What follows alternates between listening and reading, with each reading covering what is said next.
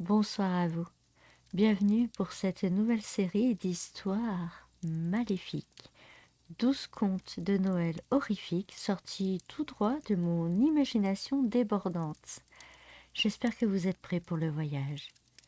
Si à la fin de chacune des vidéos vous avez aimé, n'hésitez pas à liker, à commenter, à partager et surtout, si ce n'est déjà fait, à vous abonner. Je vous laisse découvrir donc ces toutes nouvelles histoires maléfiques.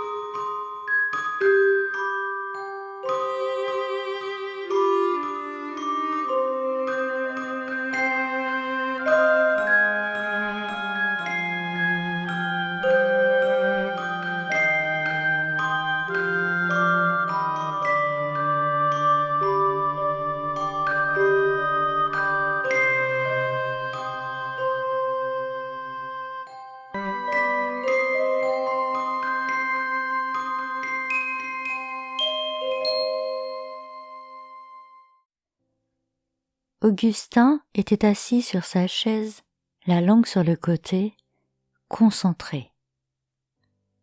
Il tentait d'écrire de sa plus belle écriture sa petite liste au Père Noël. Cette année, il avait décidé de ne pas en parler à sa maman, car sa liste était un peu spéciale, pas vraiment ce qu'on attend d'un enfant d'à peine 9 ans. Il s'appliquait donc, espérant que les pattes de mouche qu'il laissait sur la feuille soient assez visibles pour le vieil homme. Cher Père Noël, cette année j'ai été bien sage, même si parfois j'ai perdu espoir et que j'aurais voulu être très méchant. J'ai toujours réussi à rester sage. Augustin mordilla le bout de crayon, pencha la tête et effaça cette phrase. Non, ce n'était pas assez pour évoquer tout ce qu'il avait subi durant l'année passée. Il recommença. Cher Père Noël, cette année je ne veux qu'un seul cadeau. Je sais que j'ai fait beaucoup d'efforts pour ne pas les tuer, donc on peut dire que je suis resté sage. Voilà qui était mieux. Il mettait tout de suite dans l'ambiance le vieux barbu blanc. J'ai trop souffert et j'ai baissé la tête. J'ai eu beaucoup de méchantes pensées, mais à chaque fois j'ai réussi à me contrôler. S'il te plaît, je ne souhaite qu'un seul cadeau. Mais papa et maman ne peuvent pas me l'offrir. Les grands disent que tu n'existes pas, mais moi je suis sûre que si. Alors s'il te plaît, offre-moi le seul cadeau qui me ferait plaisir. Il balançait ses petites jambes frénétiquement au rythme de son crayon. Sans qu'il ne s'en aperçoive, une larme tomba sur la lettre. Il pleurait. Augustin passa sa manche sur ses yeux et reprit sa liste de cadeaux. J'ai été bien sage et je te promets de l'être encore une année de plus, mais j'ai besoin d'aide pour ça. Je regarde souvent le grand couteau dans la cuisine de maman et je sens un frisson quand je pose mes yeux sur lui. J'ai envie de le prendre et d'arracher le cœur de ces garçons. Parce que oui, c'est ça le cadeau que je veux. Je veux qu'on arrête de m'embêter chaque jour que je vais à l'école. Les autres se moquent de moi ou me tapent. Je veux juste aller à l'école en étant content d'y aller, pas avec mes douleurs au fond du ventre. S'il te plaît, Père Noël, je veux un seul cadeau, que tu tues tous les enfants qui m'ont fait du mal cette année. Il releva la feuille devant ses yeux et un sourire s'ouvrit sur le visage d'Augustin. Il était très fier de sa lettre. Peut-être qu'il y avait quelques fautes ici et là, mais l'idée générale avait été correctement énoncée. Augustin prit une enveloppe d'un joli rouge et la fourra dans son manteau avant de quitter la maison. Il savait que pour le Père Noël, nul besoin d'un timbre, simplement une adresse avec une écriture d'enfant. Père Noël, allée des Jouets, pôle Nord. Il glissa son enveloppe dans la fente de la boîte aux lettres de la poste et repartit le cœur léger. Ce soir-là, quand sa mère le borda, elle trouva Augustin étrangement calme, presque serein, et ça lui mit du baume au cœur. Cela faisait 3 mois qu'elle ne l'avait pas vu aussi bien, en apparence tout du moins. Mais dans la tête d'Augustin, il y avait des scènes macabres qui se jouaient. Des enfants éventrés, d'autres écrasés par le grand traîneau, d'autres encore avalés tout crus par des rennes carnivores. Il s'endormit en souriant. Il ne restait plus qu'une semaine avant Noël et Augustin prenait son petit déjeuner avant d'aller à l'école quand le téléphone retentit dans le salon. Allô? Oui? Oh mon Dieu, c'est pas vrai. Comment est-ce arrivé? Le petit garçon observa sa mère qui venait de s'asseoir contre le rebord du canapé. Elle était devenue blanche et semblait au bord de la nausée. Bien entendu, je comprends. Tout à fait, oui. Oui. Bon courage. Lorsqu'elle raccrocha le combiné, elle se retourna vers son fils. Mon cœur, tu n'iras pas à l'école aujourd'hui. Il y a eu un terrible accident. L'un des garçons de ta classe a été percuté par une voiture en descendant du bus. Je suis désolée pour toi. Nicolas était un de tes copains? Augustin prit sa maman dans les bras pour la réconforter. Elle avait l'air vraiment triste, alors qu'il ne faisait que cacher un sourire qui se dessinait sur ses lèvres. Nicolas, le plus stupide de la bande, celui qui suivait sans réfléchir les petits monstres qui infligeaient les pires tourments. Il en restait donc 4. Le Père Noël avait bien reçu sa liste de cadeaux. Augustin en était maintenant certain. La journée s'écoula entre devoirs à la maison auprès de sa maman et lecture dans la bibliothèque de son père. Il aimait particulièrement être entouré de livres, les seuls qui ne lui ont jamais fait défaut en amitié. Le téléphone retentit de nouveau vers 17h alors qu'il achevait son goûter. Sa mère décrocha et, comme au matin, son apparence devint presque fantomatique. Elle raccrocha, se retenant à la dernière minute contre la table basse pour ne pas tomber tout à fait. Augustin se précipita vers elle pour tenter de la rattraper.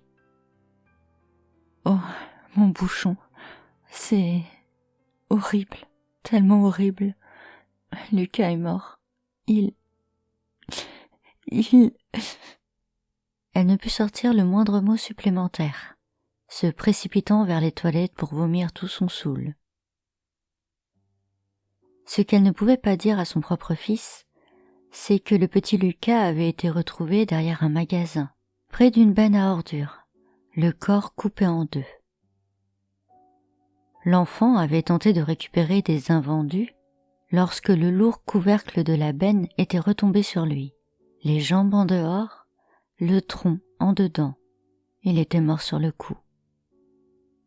Augustin s'enferma dans sa chambre et sa maman pensa que c'était trop pour son fils d'avoir perdu 2 de ses copains. Mais Augustin, lui, ne faisait que savourer sa vengeance. Il n'en restait plus que 3. Et il se rendit compte que, pour lui, c'était un peu comme un calendrier de l'Avent, où le plus beau restait à venir. Le lendemain, Augustin devait reprendre le chemin de l'école, mais la perte de 2 élèves en moins de 24 heures n'a fait que repousser la réouverture de cette dernière, et le directeur, ainsi que les enseignants, s'accordèrent pour rester fermés jusqu'aux vacances. C'est ainsi qu'Augustin passa sa dernière semaine chez lui, dans un environnement serein et agréable. À chaque coup de téléphone, il sursautait, espérant une nouvelle qui le remplirait de joie, mais pendant une journée entière, aucune mort ne fut annoncée. Il se mit à douter, et si finalement le Père Noël avait décidé qu'il n'avait pas été assez sage, et que 2 morts suffisaient à le combler. En pleine nuit, le téléphone le tira de son sommeil. La mère, à peine éveillée, prit le combiné de la chambre, et la bouche encore pâteuse chuchota. « Non, c'est pas vrai, c'est un cauchemar. Non !» Augustin tendait l'oreille. Il entendit le cliquetis du téléphone qu'on repose, et sa mère pleurait dans les bras de son père. Il était presque triste pour elle. C'était elle qui subissait de plein fouet toutes ces mauvaises nouvelles. Augustin était devant son bol de céréales lorsque ses parents s'installèrent tous deux devant lui. Son père tenait fermement la main de sa mère qui tremblait légèrement. « Écoute, mon amour, je ne sais pas comment t'annoncer cela, mais il y a encore eu un drame cette nuit. Jules et Léo sont morts. Je ne peux pas t'en dire plus. C'est trop atroce. » Sur ces derniers mots, elle éclata en sanglots. Augustin ne laissa rien transparaître, mais dans son fort intérieur, une seule pensée l'obsédait. Plus qu'un. Les 2 enfants décédés avaient été retrouvés en bas d'un pont qui surplombait l'autoroute. Ils avaient profité de la nuit pour balancer des pierres sur les voitures qui roulaient à toute vitesse en dessous d'eux. L'une des pierres avait percuté de plein fouet un automobiliste qui avait fini sa course dans le pont, et la vibration de l'impact avait fait chuter Jules et Léo. Dans la nuit, le crissement des pneus et le carambolage, les 2 garçons avaient été écrasés par plus d'une dizaine de voitures. Leurs corps n'étaient même plus reconnaissables, laissant en place et lieu à de grandes traînées de sang là où ils avaient atterri quelques instants avant.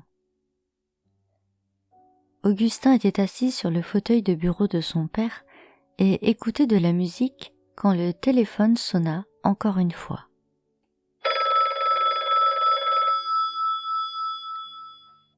Sa mère, fébrile, décrocha.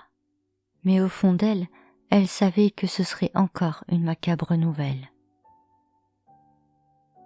Elle ne dit pas un mot cette fois-ci. Elle raccrocha simplement et traversa le salon. Elle ouvrit en grand la porte-fenêtre et sauta dans le vide. Le bruit de l'impact de son corps attira Augustin qui resta figé devant la scène.